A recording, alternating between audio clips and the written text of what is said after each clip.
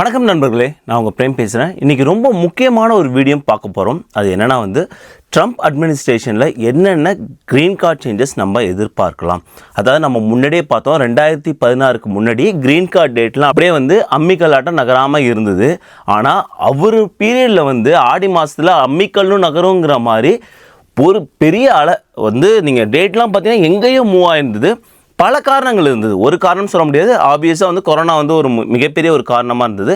அது இல்லாமல் இன்னும் நிறைய காரணங்கள் இருந்தது. அதே மாதிரி ஒரு அலை மீண்டும் ட்ரம்ப் பீரியடில் வருமா, க்ரீன் கார்டு ப்ராசஸ் பண்ணுறவங்க என்னெல்லாம் ப்ரிப்பேர் பண்ணி வச்சுக்கணும், என்னெல்லாம் எதிர்பார்க்கலாம், எவ்வளோ டேட் மூவ் ஆகும், இந்த மாதிரி நிறைய இன்ட்ரெஸ்டிங்கான ஒரு விஷயம் பார்க்க போகிறோம்.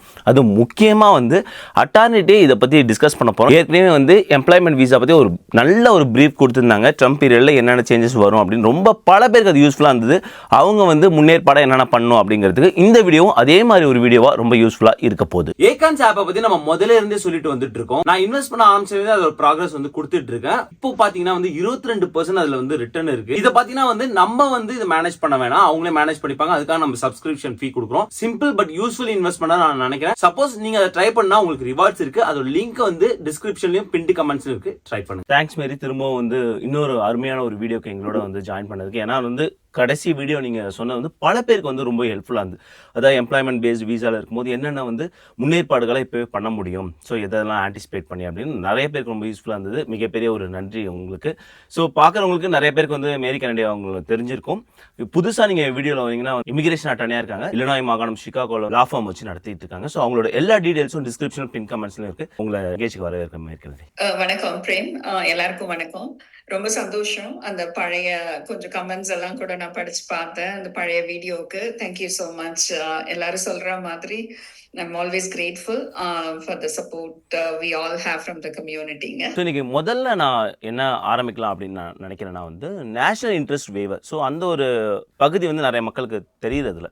ஸோ அதை பற்றி நீங்கள் ஒரு இன்ட்ரோ கொடுத்துட்டு ப்ளஸ் ட்ரம்ப் அவங்க கவர்மெண்ட்ல என்னென்ன சேஞ்சஸ் அதில் வரலாம் அப்படின்னு நீங்கள் சொன்னீங்கன்னா யூஸ்ஃபுல்லாக இருக்கும். ஓகேங்க, ஷூர் பிரேம். அது ஒரு நல்ல கான்வர்சேஷன். ஏன்னா நேஷனல் இன்ட்ரெஸ்ட் வேவர் நிறைய பேருக்கு தெரியறது இல்லை, அதை அப்ரோச் பண்ணுறதும் இல்லை. அதுல ஒரு பெரிய அட்வான்டேஜ் ரெண்டு விஷயம் நான் சொல்ற மாதிரி. நான் as simple as possible எனக்கு ஒரு லேமன் டேர்ம்ஸ்ல தான் நம்ம பேசணும் அப்படிங்கிறதுக்காக நான் சிம்பிளான ஒரு டேர்ம்ஸ்லயே சொல்லிடுறேன். ரெண்டு விஷயம் தான் நேஷனல் இன்ட்ரெஸ்ட் வேவர் அப்படின்னு நம்ம எடுத்துக்கிட்டோம்னா, ஒண்ணு அந்த பெர்மனன்ட் சொல்ற அந்த லேபர் சர்டிபிகேஷன் இருக்கு இல்லைங்களா, அது தேவையில்லை. இன்னொன்னு ஜாப் ஆஃபர், அதாவது ஒரு எம்ப்ளாயர் இது இதுக்கு தேவையில்லை. ஸோ இது ரெண்டும் தான் மெயினான ஒரு criteria for an NIW, national interest waiver. இது எப்படி ஹெல்ப் பண்ணும்னா EB-2ல தான் வரும் இது. ஸோ பெருசா ப்ரையாரிட்டி டேட் நமக்கு ஹெல்ப் பண்ணாது. அதாவது நான் இப்போ எனக்கு இது மூவ் ஃபார்வர்ட் எவ்வளவு சீக்கிரம் போகும், இப்போ EB-1ல இருக்கிற மாதிரியான ஒரு எக்ஸெப்ஷன்ஸோ இல்லை EB-5ல இருக்கிறதோ இருக்காது. பட் ஒன்லி திங் இஸ், ஏன்னா நான் நிறைய பேர் இப்போ இன் மை எக்ஸ்பீரியன்ஸ் பார்க்கறதுல ஒரு 4th இயர் வரைக்கும் எம்ப்ளாயர்ஸ் கொஞ்சம் தள்ளி போட்டுட்டே வருவாங்க. பெர்ம் வரும்போது நான் ஃபைல் பண்றேன் அப்படின்னு சொல்லுவாங்க. அதுக்கப்புறம் 4th இயர்ல they have to be under compliance இல்லைங்களா. பெர்மனன்ட் ஃபைல் பண்ணும்போது நிறைய விஷயங்கள் அவங்க பண்ணி ஆகும். டெஸ்டிங் த மார்க்கெட்ஸ் சொல்லலாம், அப்புறம் குட் ஃபெய்த் எஃபர்ட்ஸ், இந்த மாதிரி எல்லாம் நிறைய பண்ணாதான் அவங்களால பண்ண முடியும். லே ஆஃப்ஸ் 180 டேஸ்க்கு இருக்கக்கூடாது. ஆக்சுவலா ஒரு பெர்ம் ஒருத்தவங்களுக்கு ஃபைல் பண்ணணும்னா இந்த விஷயங்கள் எல்லாம் அந்த legal requirements are there to be fulfilled when you file the permன்றது ஒரு சின்ன விஷயம் கிடையாது. There is a lot of process involved, and then Department of Laborல என்னென்ன கம்ப்ளைண்ட்ஸ் இருக்கோ அதெல்லாம் பண்ணணும். ஸோ இந்த பெரிய அட்வான்டேஜ் NIWல என்னன்னா, உங்களுக்கு பெர்மே ஃபைல் பண்ண வேண்டாம். இன்னொன்னு ஒரு எம்ப்ளாயர் இதுக்கு தேவையில்லை. ஆனா அதுக்கு ரெக்குவயர்மெண்ட்ஸ்ன்னு இருக்கும் இல்லைங்களா. கண்டிப்பா அப்படி பார்க்கும்போது 3 கிரைட்டீரியா இருக்கு. Substantial merit and national importance அப்படிங்கிறதும், பொசிஷன் டு அட்வான்ஸ் த என்டியூவர்னு சொல்லலாம். இது எப்படி வரும்னா, இப்போ நீங்க ஏதாவது ஒரு ஃபீல்ட்ல you have to just prove that நாங்க இப்போ ஒரு யுஎஸ்க்கு இந்த கவர்மெண்ட்க்கு we are very valuable அப்படிங்கிறத ப்ரூவ் பண்ணணும். ஸோ இது வந்து மோர் தென் சாஃப்ட்வேர் டெவலப்பர் ஒரு சாஃப்ட்வேர் என்ஜினியர் ஒரு சிலருக்கு வந்து ரொம்பவே ஹெல்ப்ஃபுல்லாக இருக்கும். பீப்புள் ஹூ ஆர் இந்த ஹெல்த் இண்டஸ்ட்ரி. இப்போ ரைட். அவங்கெல்லாம் வந்து கொஞ்சம் ஈஸியாக போகலாம். எஜுகேஷன் சொல்லலாம், ஸ்கில்ஸ், அப்புறம் ரெலவெண்ட் அந்த மாதிரியான ஒரு சில இதுல பாத்தீங்கன்னா ரிசர்ச் அண்ட் டெவலப்மெண்ட் இருக்கும் இல்லைங்களா, அந்த கரெக்ட். மாதிரி. எல்லா சாஃப்ட்வேர் டெவலப்பர்ஸ் இல்லை சாஃப்ட்வேர் தொழில் உள்ளவங்களுக்கும் இது எலிஜிபிளாக இருக்காது. பட் சில பேருக்கு வந்து இது இருக்கலாம். ப்ளஸ் நீங்கள் சொன்ன மாதிரி இன்னும் நிறைய இண்டஸ்ட்ரியில் வந்து இது எலிஜிபிள் ஆகுறாங்க. ரீசெண்ட் டைமாக நான் நிறைய பேர் வந்து சொல்கிறது பெர்ம் ப்ராசஸ் ரொம்ப தூரம் இழுக்குது. ஸோ இதனால் நான் வந்து நீங்கள் நல்லா பாயிண்ட் சொன்னீங்க. லாஸ்ட் 2 இயர்ஸ்லாம் என்னால் இனிஷியேட் பண்ணால் என்னோட கேப் லிமிட்டே முடிஞ்சிருந்து நான் வந்து யூஎஸ்ஏ விட்டு போக வேண்டியது இருக்கும். அது ரொம்ப நல்ல பாயிண்ட். இது வந்து பெர்ம் இல்லை, எம்ப்ளாயர் தேவையில்லை, செல்ஃப் இனிஷியேட் பண்ணலாங்கும் போது நீங்கள் கண்டிப்பாக வந்து உங்களுக்கு இமிக்ரேஷன் அட்டார்னிஸ் வேணும். நீங்கள் செக் பண்ணிக்கலாம். நீங்கள் ஃபஸ்ட்டு எலிஜிபிளாக இதுக்கு இல்லை அப்படின்னு நீங்கள் செக் பண்ணிக்கலாம். நீங்கள் வந்து மேரி கண்டி அவர்களை காண்டாக்ட் பண்ணிட்டு இல்லை நீங்கள் எந்த இமிக்ரேஷன் அட்டார்னியும் காண்டாக்ட் பண்ணிட்டு நீங்கள் செக் பண்ணிக்கலாம். இது நல்ல பாயிண்ட். ஏன்னா இப்போ ரீசெண்ட் டைம் பெர்ம் ப்ராசஸ் ரொம்ப மோர் தென் 1 இயர் போகுது இல்லையா? ஆமா. ஐயோ! ரொம்ப ஆக்சுவலா பார்க்கணும்னா, நமக்கு வந்து ப்ரிவாலிங் வேஜே பார்த்தீங்கன்னா, ப்ரிவாலிங் வேஜ் டிட்டர்மினேஷன் சொல்லுவோம் இல்லைங்களா? பிடபிள்யூடி. அதுவே வந்து 7 மாசம், 6 மாசம், 7 மாசம் ஆகுது ஆக்சுவலா. ஸோ அதுக்கப்புறமா வந்து பெர்ம் வந்து இப்ப லாஸ்ட் இயர் ஆகஸ்ட் தான் பண்ணிட்டு இருக்காங்க. ஸோ ஆல்மோஸ்ட் இப்ப பார்த்தீங்கன்னா 13, 14 மந்த்ஸ். இதுல நடுவுல ரெக்ரூட்மெண்ட்ஸ்ன்னு ஒண்ணு இருக்கு இல்லைங்களா? ரைட். So almost 2.5 years. அதுவுமே ஒரு அடிஷனல் ஒரு கிரைட்டீரியாவா நீங்க இப்ப வந்து பெர்ம் பண்ணணும் அப்படின்னு நீங்க இனிஷியேட் பண்றீங்க உங்களோட எம்ப்ளாயர் கிட்ட அப்படின்னா, இதுதான் இருக்கிறதுலயே வந்து இவ்ளோ லாங்கா இப்ப போயிட்டு இருக்கிறது. ஸோ இப்பவே கூட அத வந்து ஆரம்பிச்சிடுறது. ஏன்னா இன்னும் எனக்கு டைம் இருக்கு, நான் டிசைட் பண்ணல அப்படிங்கறதெல்லாம் விட்டுட்டு, அதுக்கு நம்ம இப்பவே பண்றது வந்து ரொம்பவே நல்லது ஆக்சுவலா. நல்ல பாயிண்ட். எப்பயுமே வந்து மேரி கண்டி அவர்கள் இந்த மாதிரி அட்வைஸ் ரொம்ப யூஸ்ஃபுல்லாக கொடுப்பாங்க. ஸோ அதே தான் I-140 நீங்கள் வந்து டிலேவே பண்ணிடாதீங்க. சரி நம்ம இங்கே இருக்க போகிறோமா, இந்தியா போக போகிறோமா, அந்த ஒரு டைலமா இருந்தால் கூட இதை ஸ்டார்ட் பண்ணி வச்சுருங்க. ஸோ அது நல்ல பாயிண்ட். ஸோ இந்த பெர்ம் ப்ராசஸ் இவ்வளோ பெருசாக போகுது. இது வந்து ட்ரம்ப் அட்மினிஸ்ட்ரேஷனில் குறைக்க வாய்ப்பு இருக்கா, இல்லை இது இன்னும் மோசமாக நீங்கள் எந்த மாதிரி யோசிக்கிறீங்க? ஆக்சுவலா அங்க Prem, that's a good question. நம்ம வந்து இப்போ நிறைய விஷயங்கள் இப்ப பேசுறதுக்கான ஒரு ரீசனே வந்து நம்ம இப்ப எப்படி இருக்க போகுது இன்னும் 4 வருஷம் அப்படிங்கறதா இல்லைங்களா? சோ அப்படி வரும்போது பெர்ம்ல வந்து நான் லாஸ்ட் டைம் கூட சொல்லிருக்கும் போது குயிக்கா சொல்லியிருந்தேன். பெர்ம்ல வந்து பெருசா போன தடவை வந்து நாங்க சேஞ்சஸ் பார்க்கல. ஆக்சுவலா வந்து பெர்மோட டிலே என்னன்னா, டிபார்ட்மெண்ட் ஆஃப் லேபர்ல வந்து அவங்க வந்து எந்த ஃபீஸுமே இதுக்கு சார்ஜ் பண்றது இல்ல. இப்போ USCIS எப்படின்னா அவங்களுக்கு வந்து ஃபினான்ஷியலா வந்து இப்போ இந்த fees that helps them to further administration of employees payment, அது ஒரு ரெகுலர் ஒரு ஆர்கனைசேஷனா ஒர்க் பண்றாங்க. டிபார்ட்மெண்ட் ஆஃப் லேபர் பாத்தீங்கன்னா அவங்க வந்து எந்த சார்ஜஸும் பண்றது இல்ல. ஸோ அதனால அவங்க திரும்ப திரும்ப சொல்றது என்னதான் we are like under budget and then lack of labor. அதனால வர டிலேஸ் தான் இது. இந்த லாஸ்ட் 4 இயர்ஸுமே பாத்தீங்கன்னா இதனால வேற எந்த ரீசனும் இல்ல. ஒரு ஜென்யூன் ரீசன் வந்து யூனோ அவங்க கிட்ட there are not people who are able to work on this. இது வந்து எக்ஸ்டெண்ட் ஆயிட்டே போறது. ஒரு தடவை ஏலாவோட மீட்டிங்ஸ்ல டிபார்ட்மெண்ட் ஆஃப் லேபர் வரும்போது அவங்க சொல்ற விஷயங்கள் we are trying our best to reduce the timeline, we understand that அப்படின்னு சொல்றாங்களே ஒழிய there is not much of a promise that's happening. So நம்மளோட பொறுப்பு, நான் திரும்ப திரும்ப சொல்ற மாதிரி diligence is all about how do we make use of the process. நம்ம கையில இருக்கும்போது அதை கண்டிப்பா உடனே பண்ணணும். ஒரு பெர்ம் ஆரம்பிக்கிறோமா ஃபர்ஸ்ட் நிறைய எம்ப்ளாயர்ஸ் வந்து இமீடியட்டா பண்ண மாட்டாங்க. ஏன்னா they also want to know that they are going to be continuing in இதுல நிறைய கம்ப்ளைண்ட்ஸும் இன்வால்வ். ஸோ நீங்க உங்களோட பொறுப்பு வந்து சீக்கிரமா ஆரம்பிக்கிறது ரொம்ப பெட்டர். ஈவன் ட்ரம்ப் அட்மினிஸ்ட்ரேஷனில் அவங்களுக்கு வந்து மாஸ் டிபோர்டேஷன் ஒரு பெரிய பிளான் வச்சுருக்காங்க. ஸோ இன்னும் லேபர் ஷார்ட்டேஜ் அவங்களுக்கு ஆகுமோங்கிற ஒரு பயம் இருக்குது. ஸோ பெர்ம் ப்ராசஸ் வந்து as soon as possible I-140 process வந்து நீங்கள் ஸ்டார்ட் பண்ணுங்க. ஸோ இந்த க்ரீன் கார்டு பார்க்கும்போது ட்ரம்ப் அட்மினிஸ்ட்ரேஷன் பற்றி பேசிகிட்டு இருக்கோம். இன்னொரு முக்கியமான ஒரு ஜூலை 2024 நினைக்கிறேன் அவர் வந்து ஒரு சிலிக்கான் வேலி இன்வெஸ்டர்ஸோட ஒரு மீட்டிங் அப்போ சொன்னது வந்து இங்கே வந்து நிறைய பேர் படிச்சுட்டு வெளில போயிடுறாங்க. ஸோ அவங்களுக்கான ஒரு சிட்டிசன்ஷிப் பார்த்து இல்லை. ஸோ இங்கே படிக்கிற ஃபாரின் ஸ்டூடெண்ட்காக சிட்டிசன்ஷிப் பார்த்து அமைத்து தரப்படும் அப்படிங்கிற மாதிரி ஒரு ப்ராமிஸ்ன்னு சொல்ல முடியாது, ஒரு அறிவுரை மாதிரி சொன்னிருந்தாங்களே, அது நடக்கக்கூடிய வாய்ப்பு இருக்கா, இல்லை ஜஸ்ட் லைக் அது ஒரு வாய்மொழி உத்தரவு தானா? ஆக்சுவலா மெரிட் பேஸ்ட் கிரீன் கார்டுன்னு சொல்லுவோம் இல்லைங்களா, அதுதான் நீங்க மென்ஷன் பண்றது இல்லைங்களா பிரேம். சோ அது வந்து நிறைய லைக் இப்போ கனடாலயோ ஆஸ்திரேலியாலயோ அதெல்லாமே சக்சஸ்ஃபுல்லா பண்ணிட்டு இருக்காங்க அப்படின்னே சொல்றாங்க ஆக்சுவலா. அப்போ நம்மளோட யுஎஸ் சிஸ்டம்க்கு அது எப்படி அடாப்ட் பண்றது?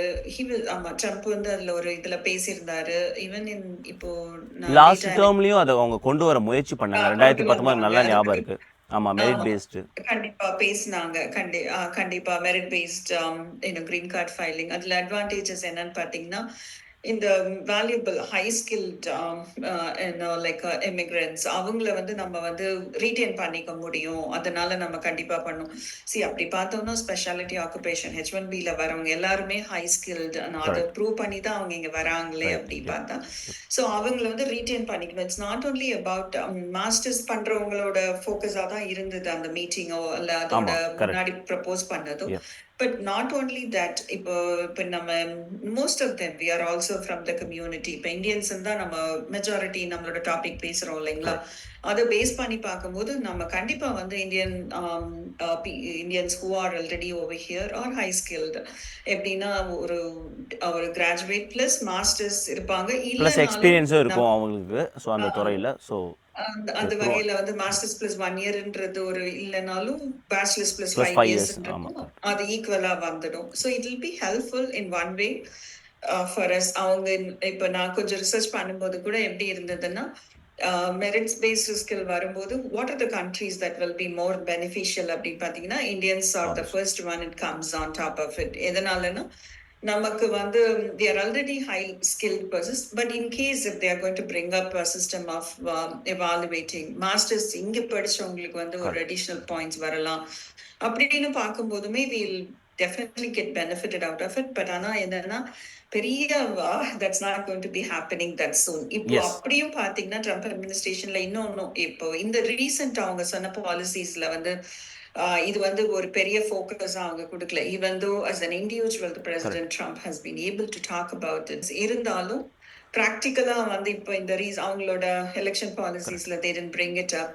இதெல்லாம் பார்க்கும்போது பிளஸ் அதை விட பெரிய விஷயம் இது வந்து this is not an easy change. நம்ம போன வீடியோல பேசின மாதிரி how it can be a law to be passed for. அதெல்லாம் இருந்தாதான் ஏன்னா ஒரு மேஜர் சேஞ்சஸா இருக்கும் இல்லைங்களா? அதெல்லாம் ஈஸியா வர போறது இல்ல. Even though with the majority of the Senate and the House, அப்படி வந்தா கூட உங்களுக்கு வந்து it takes a lot of efforts and then to regulate the process and streamline and do it அப்படின்னு. சீக்கிரமா வரக்கூடிய வாய்ப்புகள் வந்து என்னை பொறுத்த வரைக்கும் கம்மி தான். ஆமாம், நீங்கள் சொல்கிற வெரி வேலிட் பாயிண்ட். பிகாஸ் வந்து அவங்களோட ப்ரியாரிட்டேஷன் நிறைய இருக்குது. ஸோ இதை வந்து இவ்வளோ எஃபர்ட் போட்டு இதை பண்ணுவாங்களான்னு எனக்கு வந்து டவுட்டாக தான் இருக்குது. ஏன்னா நீங்கள் சொன்ன மாதிரி வந்து எல்லா கூடையும் அழிச்சிட்டு முதல்லேருந்து ஸ்டார்ட் பண்ணுற மாதிரி தான். அது கண்ட்ரி கேப் லிமிட்டே தூக்கிட்டு அதுக்கு பதிலாக ஒன்று வைக்கிறது. ஸோ அதை மக்களுக்கு நான் தெரியப்படுத்த விரும்புகிறேன். ஸோ கண்ட்ரி கேப்பை இப்போ தூக்குவாங்க அப்படிங்கிற ஒரு எதிர்பார்ப்பு வச்சுருவாங்க. ஸோ அதற்கு உங்களுக்கு அந்த கண்ட்ரி கேப் லிமிட் இருக்க போது ஸோ அதுக்குள்ளே உங்களை எப்படி ஃபிட் பண்ணுறது அப்படின்னு மட்டுமே வச்சுக்கங்க. தேங்க்ஸ் மேரி கென்னடி. இன்னொரு பாயிண்ட் நான் கேட்கணும்னு நினச்சது, இந்த மாதிரியான ஒரு பாலிசி சேஞ்சு அவங்களோட பீரியடில் முன்னாடி பேசப்பட்டது, அதன் பிறகும் பேசப்பட்டது. சப்போஸ் வந்து இப்போ I-140 அப்ரூவ் ஆகி ஒரு 5 இயர்ஸோ 10 இயர்ஸோ வந்து அவங்களுக்கு வந்து I-485 இனிஷியேட் பண்ணணும், ஒரு அட்ஜஸ்ட்மெண்ட் ஆஃப் ஸ்டேட்டஸ் இனிஷியேட் பண்ணுறதுக்கான வாய்ப்பு தரணும் அப்படின்னு வந்து பேசப்படுது. ஆனால் அதுக்கான எந்த ஸ்டெப்புமே எடுக்கிறதில்ல. இது வந்து ஒரு லாவாக மாற்றணுமா இல்லை ஒரு பாலிசி சேஞ்ச்? சப்போஸ் இந்த மாதிரி வந்து என்ன இப்போ எப்படி வேணாலும் பண்ணலாங்க பிரேம். இப்போ நம்ம சொல்ற மாதிரி இப்போ இமீடியட் நம்மளோட எதிர்பார்ப்பே வந்து நிறைய விஷயங்களுக்கு வந்து அவங்க வந்து இப்போ நியூ அட்மினிஸ்ட்ரேஷன் வரும்போது பாத்தீங்கன்னா அவங்களால ஒரு லாக்கு கொண்டு போறதுக்கு ரொம்ப பெரிய லாங் டேர்ம் எடுக்கும். இமீடியட்டா they are going to come up with executive policies. ஏன்னா இப்போ ஜஸ்ட் ஒரு குவிக் நோட்டா இது நம்ம கிரீன் கார்டை பத்தி பேசுறோம் அப்படிங்கறதால இப்போ H4A பாத்தீங்கன்னா இப்போ இந்த 540 days எல்லாம் இருக்கு இல்லைங்களா? அதெல்லாம் வந்து it was implemented as well as a policy on memo தான் ஆக்சுவலா. ஒரு அப்போ அதையும் மாத்துறதும் குயிக்கா அவங்களாலையும் பண்ண முடியும். I am very sure they are not going to encourage, the new administration is not going to encourage this. ஒரு ரிசிப்ட்ல வேலை பார்க்க முடியும் H4EAD இருக்கிறவங்க அப்படிங்கிறது வந்து ஒரு பெரிய major support system advantage for the H4 people இல்லைங்களா? அது கண்டினியூ பண்ணுவாங்கன்றது எதிர்பார்ப்பு இல்லை. That's also major concern that is being discussed. அப்போ அவங்களால இமீடியட்டா வந்து ஏன்னா that's also a policy memo. திரும்பி ஒரு பாலிசி மெமோ கொண்டு வந்து இது வந்து அப்ளிகபிள் இல்ல அப்படின்னு நம்ம அவங்களால ரெகுலேட் பண்ண முடியும். அதுக்கு இல்லாம எக்ஸிகியூட்டிவ் மெமோவால பண்ண முடியும். இந்த சின்ன சின்ன விஷயங்களை வந்து they are going to do it. அதுதான் பார்க்கப்படுது உங்களுக்கு இப்போதைக்கு வந்துட்டு. There is a time also 4 years இருக்கு and also they had like earlier 4 years which the Trump administration was able to understand அவங்களால எந்த காரியங்களை பண்ண முடியாதுன்னு அவங்களால அனலைஸ் பண்ண முடிஞ்சது. Time is also there for them to bring a reformation on any changes they want it to happen ஆக்சுவலா வந்துட்டு அப்படி பார்க்கும்போது நம்மளால முடிஞ்சது நீங்க சொல்ற அந்த கொஸ்டனுக்கு இன் பர்டிகுலர் இப்போ ஒரு ஈகிள் ஆக்ட் வந்தது அது வந்து it was not didn't pass through. Correct. ஆனா கொஞ்சம் வந்து சேஞ்சஸ் were recommended. So 2007ல பாத்தீங்கன்னா யாருக்கெல்லாம் I-140 இருந்ததோ அவங்க எல்லாருக்கும் irrespective of that they can file a 485 ஒரு 485 change கரெக்ட். யா. வந்து. But that is all support immigration வந்து supportive government இல்லைங்களா? ஸோ இதெல்லாம் நம்மளால இப்ப எதிர்பார்க்க முடியுமான்னு Doubt. எதிர்பார்க்க முடியாது. No. ஆனா ஒண்ணு என்னன்னா ஒரு ஒரு டெஃபினட்டா நீங்க சொல்ற மாதிரி நீங்க கொஸ்டின் கேட்ட மாதிரி 5 to 10 years அப்படிங்கிறது வந்து ஒரு I-140 மூவ் பண்ணிருக்கவங்களுக்கு ஒரு ஆப்ஷன் ஃபார் த 485 இந்த ஃபைனல் ஆக்ஷன் டேட் இல்லைனாலும் டேட்டா ஃபைலிங்கோ இல்ல ஏதாவது ஒரு கிரைட்டீரியா வச்சு பண்ண முடிஞ்சதுன்னா It would that be helps them a lot. lot. But ஆனா அது வர்றதுக்கான வாய்ப்புகள் ரொம்ப ரொம்ப மினிமம். கரெக்ட். ஆமாம், ரொம்ப ரொம்ப மினிமம். ஈகிள் ஆக்டில் கொண்டு வந்தாங்க, அப்பயுமே பாஸ் ஆகல. ஸோ என்னால் புரிஞ்சுக்க முடியுது, அது ரொம்ப ரொம்ப மினிமம். நீங்கள் நிறைய சொன்னீங்களே எக்ஸிக்யூட்டிவ் ஆர்டரில் சில விஷயங்கள் பண்ண முடியும் அப்படின்னு. ஸோ இப்போ I-140 ப்ரீமியம் இருக்குது. ஸோ I-140 பண்ணுறவங்க ப்ரீமியம் பண்ணிட்டு ஒரு 3 வீக்ஸில் வாங்கிறாங்க. ஸோ இந்த ப்ரீமியமாக அவங்க எக்ஸிக்யூட்டிவ் ஆர்டர் போட்டு தூக்குறதுக்கான வாய்ப்பு இருக்கா இந்த மாதிரி விஷயங்களை? ஆக்சுவலா ப்ரீமியம் ப்ராசஸிங் சஸ்பெண்ட் பண்ணும்போது எனக்கு இப்போ கரெக்டா ஞாபகம் இருக்கு அப்படின்னு சொன்னா அதுக்கு பெரிய ஒரு பாலிசி மெமோ சின்னதா ஒண்ணு கொடுத்துட்டு லைக் தெர் இஸ் சம் எங்களால வந்து சப்போர்ட் பண்ண முடியல அப்படின்னு சொல்லிட்டு பண்ணதுதான் ஒரு சின்ன பாலிசி மெமோலயே பண்ண முடிஞ்சது, சஸ்பெண்ட் பண்ண முடிஞ்சது ப்ரீமியம் ப்ராசஸிங். ஆக்சுவலா வந்துட்டு it didn't even go to the place of an executive memo period ஆக்சுவலா. ஸோ நீங்க இது வந்து சாதாரணமாவே H1Bக்கு I-140 விட I-140க்கும் ரொம்ப ப்ரீமியம் தேவை. ஏன்னா இப்போ ஒரு ஒரு 6 year பீரியட்ல இருக்கிறவங்களுக்கு வந்து இவ்வளவு நாள் பெர்ம் டிலே ஆகி வரும்போது I-140 ப்ரீமியம்ல பண்ணிட்டாங்கன்னா அவங்களோட இம்மீடியட்டா வந்து நம்ம 3 years எக்ஸ்டெண்ட் பண்ணிக்கலாம் இல்லைங்களா? அப்ரூவல் வந்ததுக்கு அப்புறமா வந்து அவங்களோட ஸ்டேவை எக்ஸ்டெண்ட் பண்ணலாம். சிலருக்கெல்லாம் பாத்தீங்கன்னா ஈவன் நவ் லைக் வந்து நாங்க வந்து B2க்கு அவங்கள மாத்தி ஒரு பிரிட்ஜ் பெட்டிஷனா ஃபைல் பண்ணினா 6 years முடிஞ்சிருக்கும். அதே சமயம் பெர்ம் வந்து ஃபைல் பண்ணியிருந்தாலும் டிலே ஆயிட்டு இருக்கும். ஸோ நிறைய விஷயங்களுக்கு வந்து premium processing helps a lot. அதை வந்து அது பண்ண முடியாம சஸ்பெண்ட் ஆகுற போது உள்ள கான்சிக்வன்சஸ் ஆர் வெரி ஹை. ஆனா அது ஒரு சில எனக்கு வந்து என்னோட எதிர்பார்ப்பு பெரிய விஷயத்துல இல்லைனாலும் இந்த மாதிரி இப்ப இருக்கிற நடந்துட்டு இருக்கிற விஷயங்களை if they allow it to happen that helps the immigrants in lot more. அதுக்கு தனியா ஃபீஸும் இருக்கு. ஸோ அதை பே பண்றாங்க, அதுக்கு வேணும்ன்ற போது அதை யூஸ் பண்ணிக்கிறாங்க. So that system at least have to be continued. Correct. ரொம்ப நல்ல பாயிண்ட். ஸோ ஏன்னா நிறைய விஷயங்கள் கடைசி அவங்க 4 வருஷத்தில் வந்து எக்ஸிக்யூட்டிவ் ஆர்டர்லேயே மாற்றினாங்க. அதில் மிக முக்கியமான ஒரு விஷயம் வந்து ட்ராவல் பேன். சில இஸ்லாமிய கண்ட்ரிலேருந்து வரக்கூடாதுங்கிற ஒரு ட்ராவல் பேன். அது வந்து இன்டைரக்டாக வந்து ஃபேமிலி பேஸ் க்ரீன் கார்டில் இம்பேக்ட் ஆகுது. அங்கேருந்து சில ஃபேமிலி பேஸ் க்ரீன் கார்டு வந்து எம்ப்ளாய்மெண்ட் பேஸில் வருது. ஸோ டேட் மூவ் ஆகுது. இந்த மாதிரி சில விஷயங்கள். ஸோ அது நடக்கக்கூடாத ஒரு விஷயமா இருந்தாலும் இன்டைரக்டாக வந்து employment based green card date move பண்ணுறதுக்கு அது ஒரு கேட்டலிஸ்ட்டாக ஆக்ட் ஆகுது. ஸோ அந்த மாதிரியான திரும்பவும் ட்ராவல் பேன் கொண்டு வரதுக்கு ட்ரம்ப் அட்மினிஸ்ட்ரேஷன் எந்த மாதிரியான ஒரு சிக்னல் தராங்க? வர்றதுக்கு வாய்ப்பு இருக்கு? கண்டிப்பா வாய்ப்பு இருக்குங்க பிரேம். ஆக்சுவலா அதை எதிர்பார்த்துட்டும் இருக்காங்க. ஸோ அப்படி ஒரு வேலை வந்தது பிளஸ் இந்த டைவர்சிட்டி லாட்ரி இருக்கு இல்லைங்களா? அதுவுமே வந்து நமக்கு இந்தியன்ஸ்க்கு இது எலிஜிபிள் கிடையாது. But there are other countries are eligible which even in the previous time period வந்து அது வந்து ஒரு சரியான ப்ரோக்ராம் இல்லை, I'm going to suspend it வந்தது. ஸோ இந்த மாதிரியான விஷயங்கள்லாம் வரும்போது அப்புறம் இன்னொன்று ஃபேமிலி பேஸ்லேயே வரும்போது பார்த்தீங்கன்னா it's not only immediate relative அப்படி யாருன்னா parents and then the immediate spouse இவங்க வந்து இமீடியட் ரிலேட்டிவ்ல வருவாங்க. அப்புறம் நமக்கு வந்து தெரியும் இல்லைங்களா, இப்போ சிட்டிசன் ஆயிட்டோம்னா சிப்ளிங்ஸ்க்கு ஃபைல் பண்ணலாம். உங்களோட அடுத்த நெக்ஸ்ட் அவங்களுக்கெல்லாம் வந்து இப்போ it's long wait 17 to 19 years Indian nationals. Even for the worldwide also it's a long wait. இப்போ அதெல்லாம் வந்து சிப்லிங்ஸ் பேஸ்ட் அதெல்லாம் இமீடியட்டா ஸ்டாப் பண்ண முடியாது. But there is a possibility. Immediate ரிலேட்டிவ்ன்றது வந்து ஸ்பவுஸ் அண்ட் பேரண்ட்ஸ். அதை வந்து நம்ம வந்து there is not even a visa. So அவங்களுக்கு வந்து வீசா நம்பர்ஸ் கூட கிடையாது ஆக்சுவலா. பட் ஆனா இந்த சிப்லிங்ஸ் ஃபைலிங்ஸோ இல்லை டைவர்சிட்டி லாட்ரி ஃபைலிங்ஸ், அதுக்கப்புறம் முஸ்லிம் இதெல்லாம் எந்த இடத்துல நமக்கு ஹெல்ப் ஆகும் இல்லை வர்றதுக்கு அப்படின்னா இவங்கெல்லாம் most of them are through the consulate. So இங்கிருந்து சேஞ்ச் ஆஃப் ஸ்டேட் நம்மளோட அட்ஜஸ்ட்மெண்ட் ஆஃப் ஸ்டேட்டஸ் பண்றவங்க வந்து வெரி லிமிட்டட். ஸோ கான்சுலேட்ல தான் இவங்க போய் பண்ணுவாங்க. ஸோ அந்த பேன் வரும்போது கான்சுலேட் இன்டர்வியூஸ் எல்லாம் பண்ண மாட்டாங்க, அப்ரூவ் ஆகாது. ஸோ அந்த நம்பர்ஸ் வந்து அது ஃப்ளோ த்ரூ ஆகும் இல்லைங்களா? அதுதான் வந்துச்சு. போன தடவை ஒண்ணு வந்து இந்த பேன் இருந்தது. இன்னொன்னு கோவிட்னால. ஸோ அப்போதான் வந்ததுதான் நமக்கு அவ்ளோ ஃபார்வர்ட் ஆச்சு எம்ப்ளாய்மென்ட் பேஸ்ல. ஏன்னா அந்த ஃப்ளோ த்ரூ வரும்போது உங்களுக்கு வந்து எம்ப்ளாய்மென்ட் பேஸ்ட் அவ்ளோ ஃபார்வர்ட் ஆச்சுது.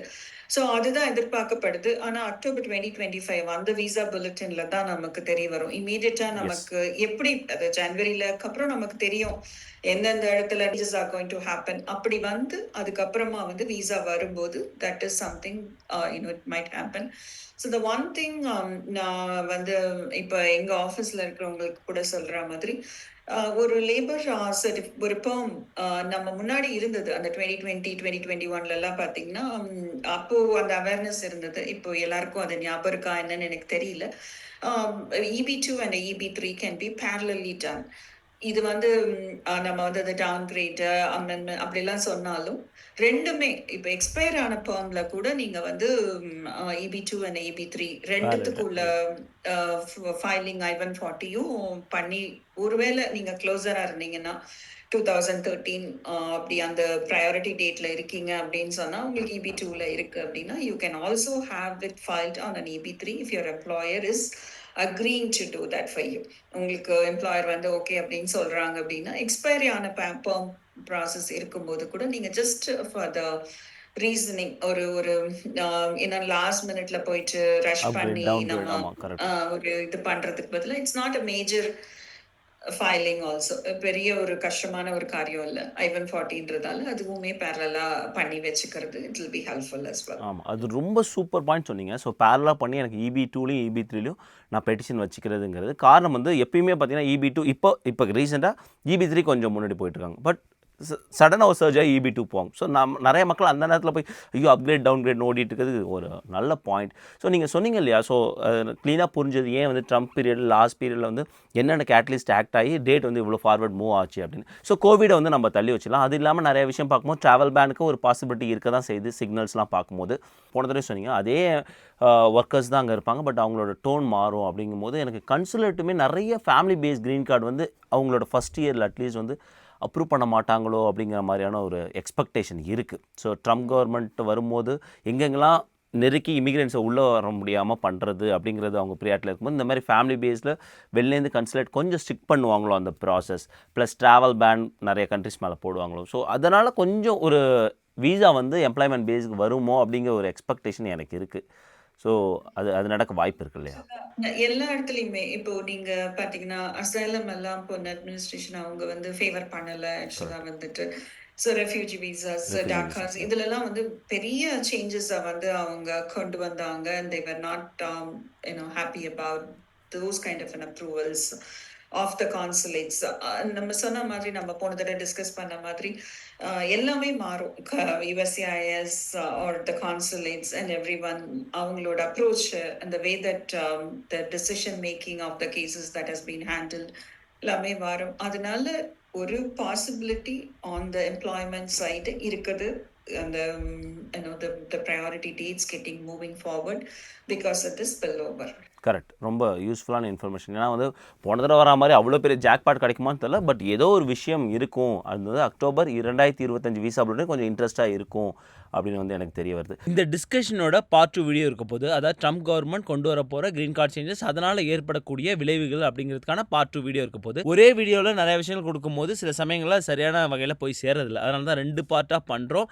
இது வரைக்கும் அனைத்து கேள்விகளுக்கும் பொறுமையாக பதிலளித்து நிறைய அட்வைஸ் கொடுத்த இமிகிரேஷன் அட்டார்னி மேரி கென்னடி அவர்களுக்கு எங்களோட ஆர்த்தி பிரேம் மலையொலி சார்பாகவும் பார்த்து கொண்டிருக்கிற அனைத்து சகோதர சகோதரிகள் சார்பாகவும் நன்றி. உங்களுக்கு ஏதாவது இமிகிரேஷன் சர்வீஸ் வேணும்னா அவங்கள நீங்கள் காண்டாக்ட் பண்ணால் அவங்களோட டீட்டெயில்ஸ் டிஸ்கிரிப்ஷன்லையும் பின்டு கமெண்ட்ஸ்லையும் இருக்குது. இது வரைக்கும் பொறுமையாக இந்த வீடியோ பார்த்தா உங்களுக்கும் மிகப்பெரிய நன்றி. வணக்கம்.